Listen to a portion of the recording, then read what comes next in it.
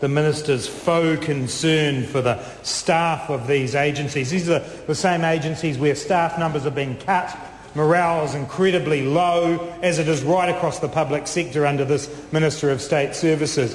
And it's interesting also to note that he decides to invoke the Crown Law opinion to say that the Crown Law opinion's strength says that the independence and the statutory functions of the Chief Archivist and National Library are strengthened. That is so far from the truth, it is unbelievable. This Crown Law opinion that we had to prize from the hands of Nathan Guy before he got the twink bottle onto it actually says nothing of the sort. It says some benign things about the legal status of the new arrangements, but what it doesn't cover, because it was written before the Department of Internal Affairs structure was announced, it does not cover the fact that the Chief Archivist and National Librarian will be third-tier managers. What it actually does mention, though, is that if the National Librarian and the Chief Archivist are subservient to the Chief Executive, this would, quote, impact to some extent on the National Librarian's scope of decision-making. So it actually does acknowledge that the independence and influence of the National Librarian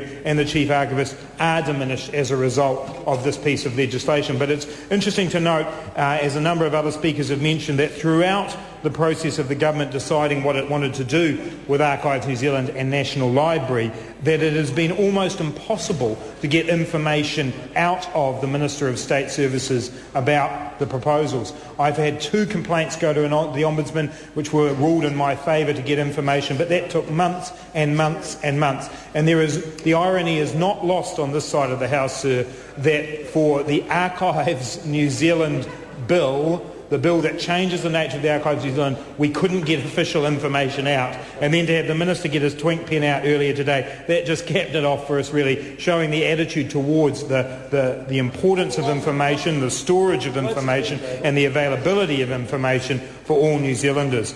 Mr. Speaker, obviously, as we've said before, what is now the Research, Science and Technology Bill, the original Part 1 of this bill, is not a bill that we have a great opposition to, although it would be fair to say we have a lukewarm enthusiasm for it. However, the other 2 bills that this has now been divided into, the National Library and Archives Bill, we oppose strongly. When we look specifically at the National Library, in the contributions in the committee stage, I wasn't able to spend time on the Alexander Turnbull Library. We spoke at great length on this side of the House about the impact of the changes on the National Librarian and how we put forward amendments to attempt to change that so that the National Librarian could have independence, could report to Parliament. That was voted down. But we didn't really have time to talk about the Alexander Turnbull Library. And my colleague Chris Hipkins did speak about it for a little while, but I want to come back to that matter, which is that the Chief Librarian, the head of the Alexander Turnbull Library, is actually at the 4th tier of the Department of Internal Affairs. It's actually at the 4th tier level.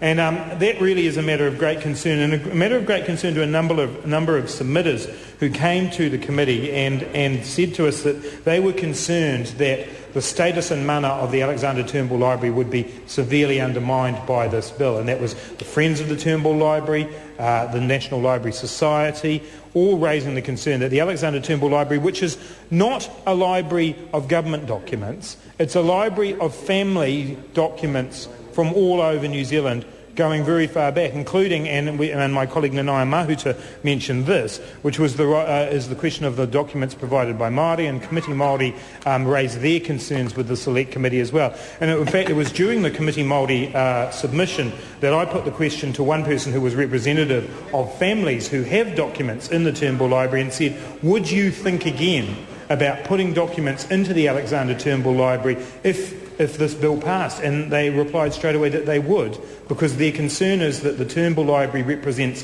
something of significance, something of independence, rather than feeling that they're giving these documents over to the government in the form of the Department of Internal Affairs. So I think it's worth noting and reinforcing what my colleague Chris Hipkins had to say earlier on, that the Alexander Turnbull Library is being diminished by this bill. There are protections in place within the National Library Act, but I'm not confident that, having now made it part of the Department of Internal Affairs, it will retain the status and mana that it has and it deserves.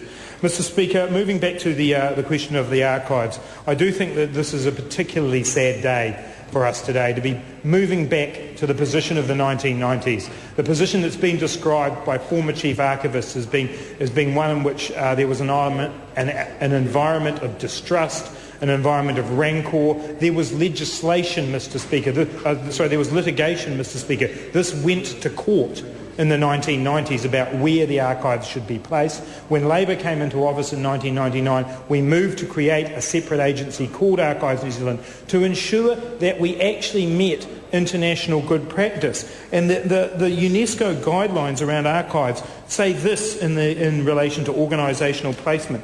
Placement within the government should be that prevents the submission of the agency beneath competing interests, eliminates blurring of functions with other agencies and disciplines, protects against interference with agency program responsibilities, eliminates hampering supervision and control by having little or no professional knowledge of program responsibilities or operations. That was the situation in the 1990s. We were against the UNESCO guidelines because Archives New Zealand was within the Department of Internal Affairs.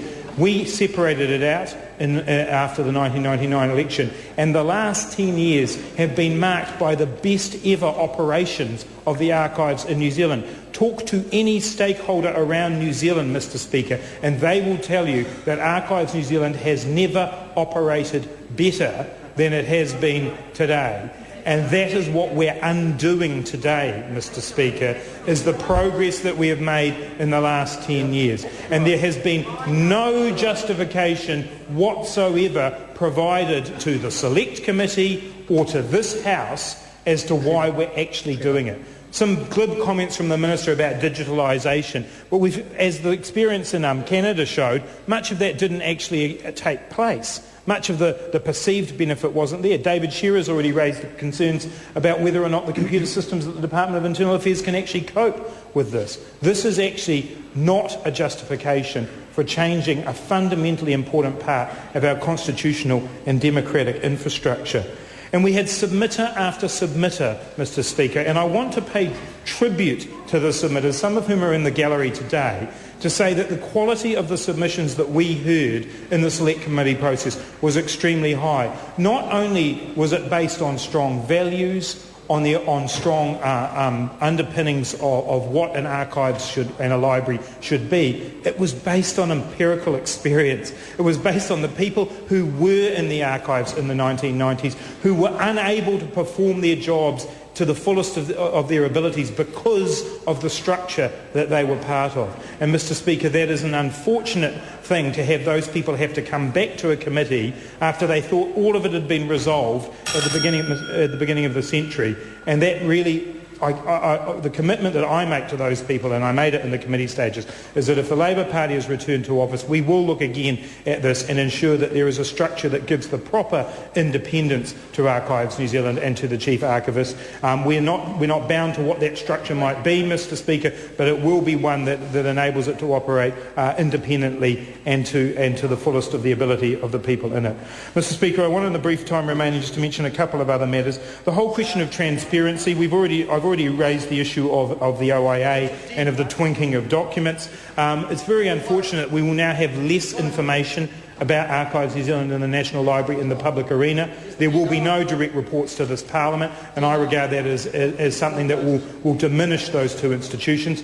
The National Library and Archives New Zealand are much more than the documents and the books and the papers. They are also the professionals who work in those organisations. And throughout this debate, their professionalism has been undermined by the belief being shown by the other side of the House that they are simple mere bureaucrats who can be reorganised, reshuffled into any old organisation. Those people deserve far better than that. They are the custodians of our heritage, Mr. Speaker. They are the protectors of our transparency and accountability in government. And we need to support them, not undermine them, Mr. Speaker. And on this side of the House, we will continue to support Archives New Zealand and the National Library and the Alexander Turnbull Library, and we will ensure that in time they are returned to their proper status. Colin King.